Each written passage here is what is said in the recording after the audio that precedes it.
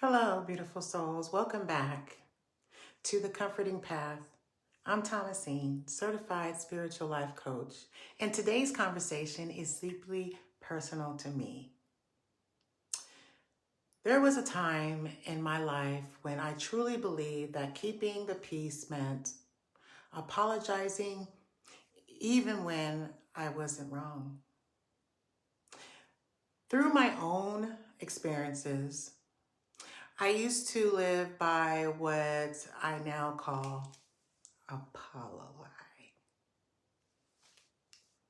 I would say sorry just to smooth things over, to make the other person feel better, to restore harmony, even if it meant silencing my truth.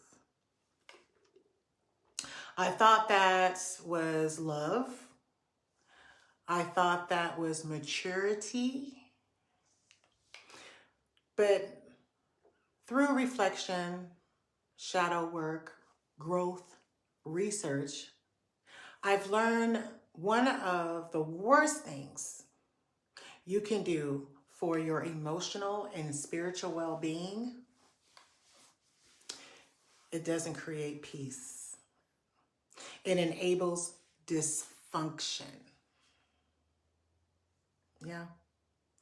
It teaches the other person that your boundaries are negotiable and your peace is disposable. Now that I know better, I'm here to help others, to help you know better too. So today we're going to talk about how to apologize effectively and authentically, how to repair relationships without abandoning yourself, why false apologies, those Apolo-Lies, are emotionally and spiritually damaging, and how to honor your truth with grace and not guilt, because you are enabling that behavior, creating monsters. So let's talk about how overly you apologize. Okay, let's talk about that. Let's get into it. Let's be real. Many of us grew up learning to apologize just to keep the peace. Maybe you heard things like, say sorry so we can move on. Don't talk back. You're to be seen, not heard. The bigger person, be the bigger person. When people go high, right? That conditioning runs very deep. Research from the University of Waterloo found that women and empaths, and I'm an empath, apologize more. Not because they're wrong, but because they're more attuned to emotional discomfort in others. When you sense conflict, your body tenses up. Your nervous system says, fix it, make it better. That happened to me today in a conversation. I got tense. Family dynamic. You're blamed for a sibling outburst and you say, I'm sorry, I'm sorry, I'm sorry, just so dinner can go on peacefully. That's not resolution. That's survival. In the workplace, a colleague interrupts you during a meeting. You start your next sentence with, I'm sorry. I just wanted to add, you didn't do anything wrong. You didn't. Yet you shrink yourself to stay likable. This is how emotional suppression starts, my beautiful souls. Every unnecessary sorry chips away at your self-trust. It does. Let's talk about emotional pain and the 90-second rule. Have any of you heard of the 90-second rule? When we or others feel attacked, our brain releases adrenaline and cortisol, stress chemicals that fuel the fight or flight response. According to Dr. Jill Bolt Taylor, those chemicals take about 90 seconds to clear from the body. If the emotion lasts longer, it's because our mind keeps replaying the event. We are the ones who keeps the anger and that negative energy and low vibrations going. We do that. Like, for example, your partner misinterpreted something you said. They stay angry for hours, for weeks, for days and weeks. That's no longer biology. That's an old emotional wound replaying itself.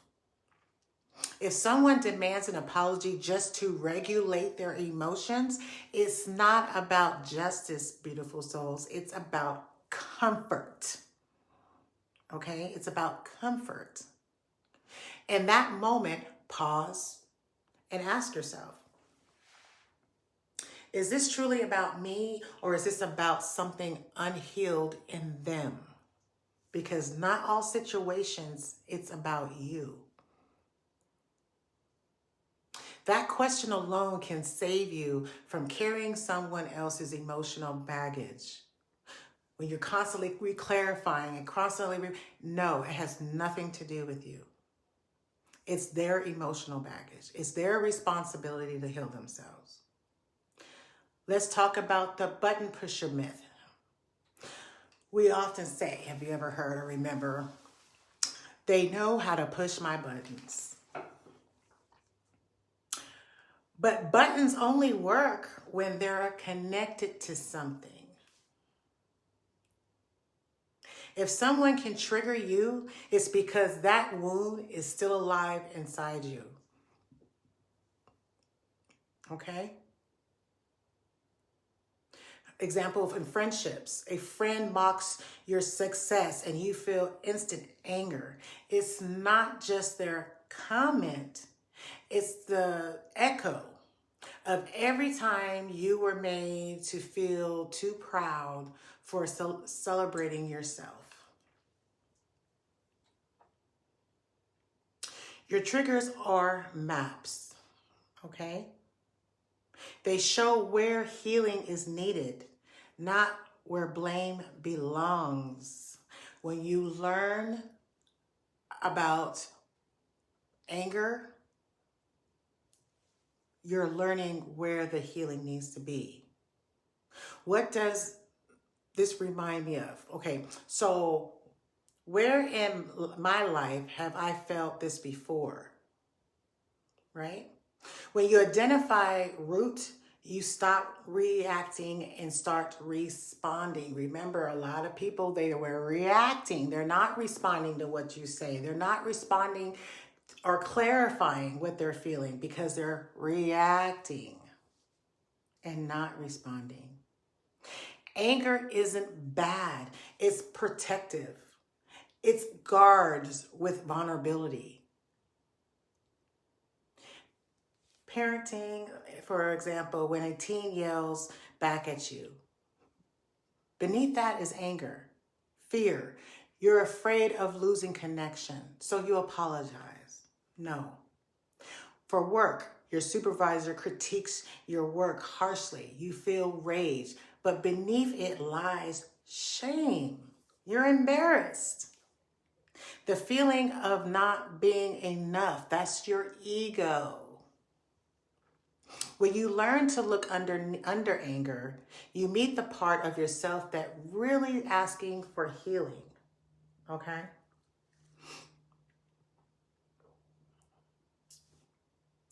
Let me ask, what is this anger protecting, right? Let's ask about what emotion am I avoiding? When you answer honestly, you're disarming the pattern.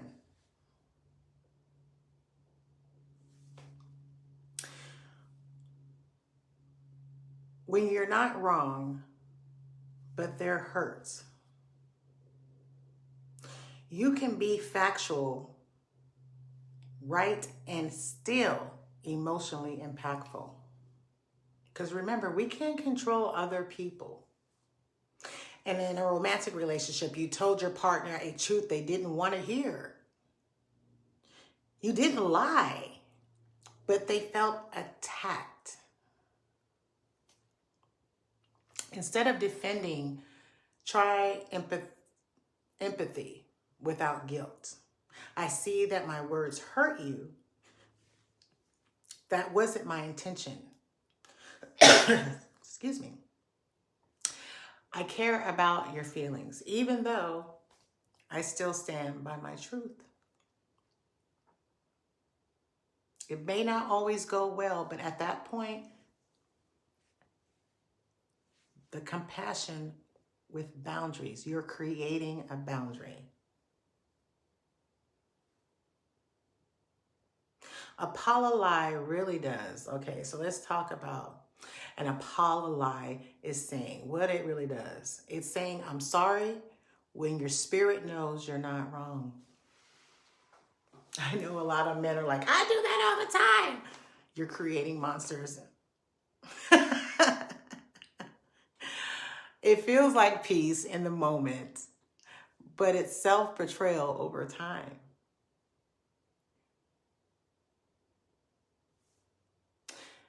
You know, studies in the Journal of Experimental Social Psychology in 2014 found that false apologies increases stress and resentment for both parties.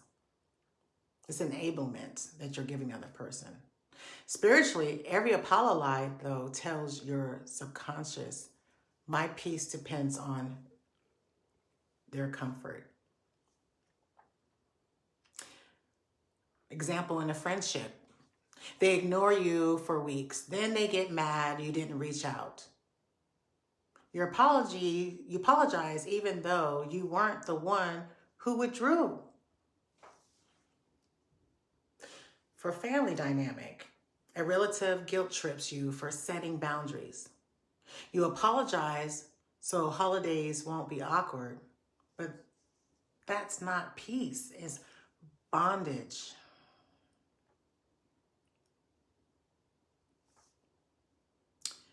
There's a thing called peacekeeping versus peacemaking. So peacekeeping says, I'll stay quiet to avoid conflict. Peacemaking says, I'll speak my truth with love so we can actually heal.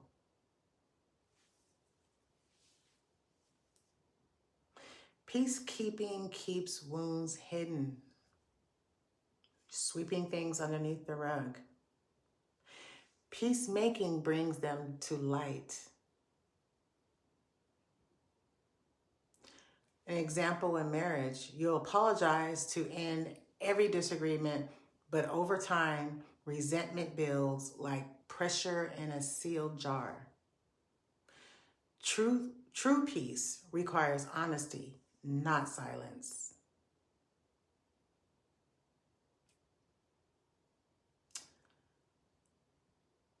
How to apologize authentically.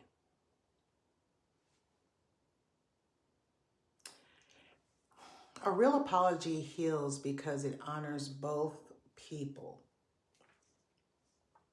Acknowledge their experience. I can see that my words hurt you.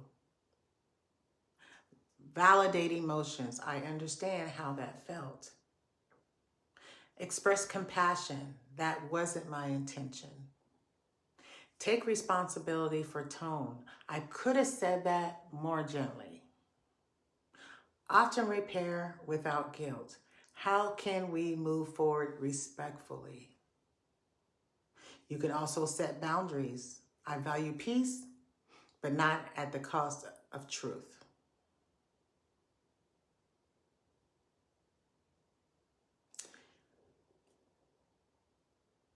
Understand that how it's received is not up to you as long as you do those things. Because it may not always work. Like for a parent, I can see you're upset. I took your phone. I know it feels unfair, But my goal is to teach you accountability. Let's talk about trust. They're not going to like it because they're not getting their way, but you're staying within your truth and your honesty, and you're creating a boundary. That balance of compassion and authority goes hand in hand. When apologies become control, right? Let's talk about that. Some people demand apologies to feel power. That's emotional corrosion. You'll hear, you never admit you're wrong. If you love me, you'd say sorry. They're not seeking healing, they're seeking dominance. If they critique how they say it doesn't sound authentic, that's not on you. You just stay calm and firm. I hear that you're hurt and I'm open to talk, but I can't apologize for something that isn't aligned with my truth. Give an example again, workplace. A manager blames you for their delay. You respond, I understand this situation caused stress and I'm willing to help resolve it. Let's review the process together. You stay kind, not compliant. Okay? Let's talk about healing the need to please. That is so me. If you're always been a fixer, that's rooted in survival. I had to learn that these last few weeks. As a child, you learned that safety meant keeping everyone else calm. As an adult, that habit turns into emotional burnout. Healing begins with one truth. One. Their reaction is not my responsibility. It is not your responsibility. Let's give an example for cultural. Many of us were raised where respect meant silence, you to be seen, not heard. But real respect is honesty delivered with love. Okay?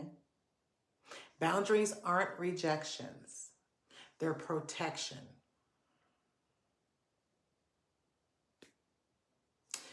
So let's talk about, in closing, spiritual affirmations. Let's give some of those. Let's end with a few affirmations to ground our spirits. So inhale for 4, hold, exhale 6, close your eyes if you're able. Let's start affirmations. I no longer Apolo-Lie for false peace. I'm saying this for myself too. I honor truth over temporary comfort. I speak love, but I stand in strength. My empathy has boundaries. I forgive without surrendering my power. Now take another deep breath in. This time I want you to inhale for 4, in with truth. Exhale for 6 for guilt. And I want to say thank you for joining me today on the comforting path. If this resonated with you, I have a special offer with 3 coaching sessions for $35 for new clients. You can reach me via email at thecomfortingpathcoach@gmail.com. You can also reach me on TikTok, Instagram, and LinkedIn under The Comforting Path. I want you to remember, a real apology connects, but a false one corrupts. Choose your honesty, choose integrity, and keep walking the comforting path. My name is Thomasine, and thank you for joining me today on this episode, which was very, very dear for me. These are my learnings from my experiences that I'm sharing with you. And do you understand? that it takes time. It's a muscle that needs to be worked. And sometimes things that you learn and the tools that you try to use in your day-to-day experiences, whether with your children, with your significant other, or with a friend, it may not be received well on the other end, but do not give up. Do not stop your healing. Do not stop your healing. Do not stop utilizing ways to communicate, to better yourself. Because again, it's not your cross to bear. You have healing. These people in your lives may have healing. And it's not your responsibility to heal others. So with that, I give you peace and blessings. And thank you for spending your time with me today. Until next week.